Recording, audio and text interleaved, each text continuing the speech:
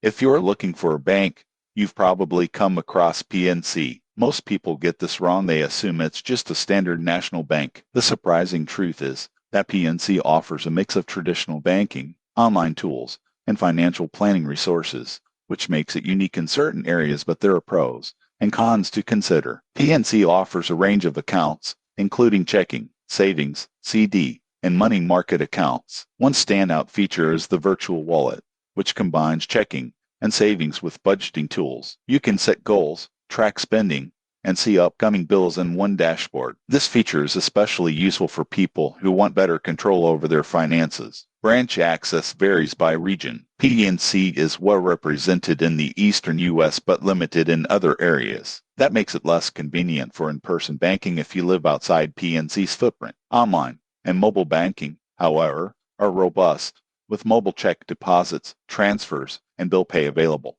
Fees are moderate. Some accounts require a minimum balance to avoid monthly fees, but PNC offers ways to waive them, such as maintaining direct deposits or linking accounts. Interest rates on savings and CDs are competitive, though not always the highest compared to online-only banks. Customer service is generally rated above average, with options to speak with representatives by phone, in branch, or online chat. Some users note occasional delays during busy periods, but overall it's reliable. In conclusion, PNC Bank is a solid choice if you value tools like virtual wallet, financial goal tracking, and regional branch access. It may not be ideal for those seeking nationwide physical presence or the highest savings rates, but its mix of digital tools and banking services makes it convenient and practical. If this honest review helped you understand PNC Bank's strengths and limitations, subscribe for more banking reviews, financial tips, and ways to optimize your money management.